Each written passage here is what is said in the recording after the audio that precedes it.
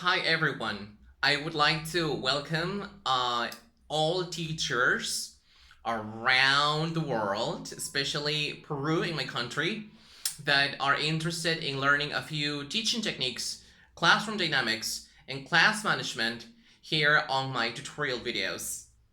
Today we'll take a look at classroom dynamics and class management, and we'll discuss two very useful techniques, especially when our students sometimes are reluctant to speak or become too quiet or silent in our classroom.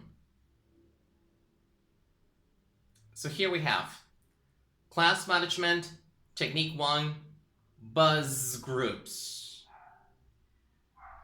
I don't know if you've heard about buzz groups, but this is a very well-known technique that probably a few new teachers may not know about.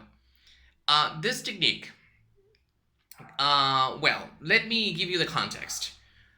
When we present a topic in the beginning of our session, let's say we want our intermediate students to discuss a very controversial topic, for example, abortion.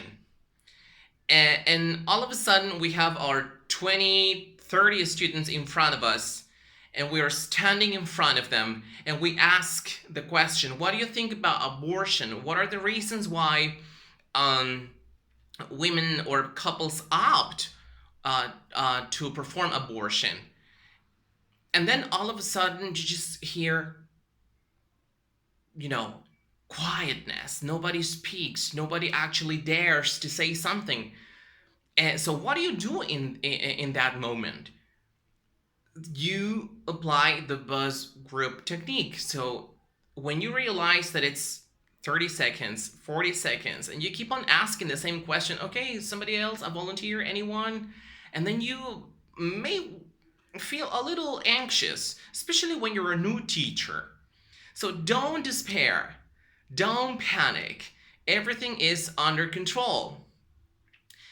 You can form groups or even pairs depending on how large your class is. So what is buzz group? Buzz is the action of whispering something. So you form groups very quickly, you arrange the seats, and you tell them, okay, don't worry, if you have nothing to say, we'll form 5 groups. Okay, come on, get together with the people around you, get together, and I will give you 2 or 3 minutes to discuss. So you have a group of 5, for example, or a group of 4, and then you choose only one student in the group, to be the secretary, so that this person takes notes of the most important comments, opinions, etc. So once the time is up, then you say, okay, now that you feel ready, okay, how about the secretary in that group? Come on, tell me what you got.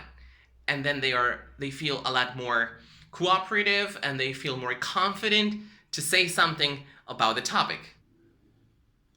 Okay, so let's move on to the second technique, which is the onion rings technique. I really have no idea if you've heard of this technique, the onion rings technique, but it's also applicable and recommendable in very large groups, 25, 30 students. And when you also realize that your students are not, very talkative, that they are not very spontaneous, that they would rather not say anything on the spot, then you may want to apply this technique called the onion rings technique.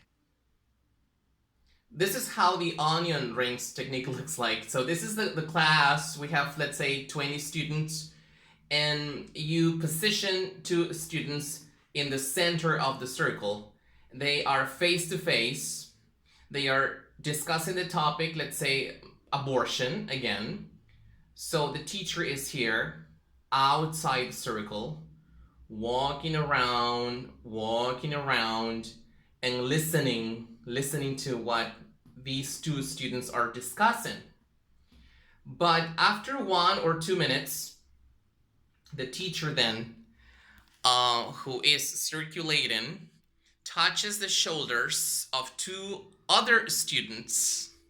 So these two other students change positions with the other students that are in the middle, which means that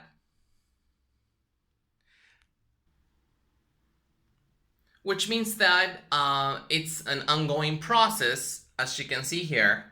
So now these two other students will go to the center of the circle.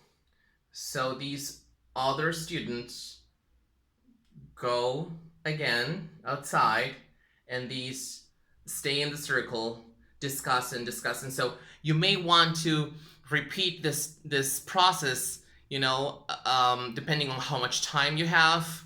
And this is a very effective way to encourage students to say something, to debate and to speak, because they are really paying attention to what these other students are saying. So at least they are exposed to comments, facts, opinions, and they feel more ready to say something and to speak. Well, I hope these techniques have given you somehow the confidence to go into your class, and do not really fear speaking tasks from now on. Thanks a lot, and see you on our next tutorial video. Don't forget to subscribe to English A1. You can also find us on Facebook, like English A1. Inglés online y más.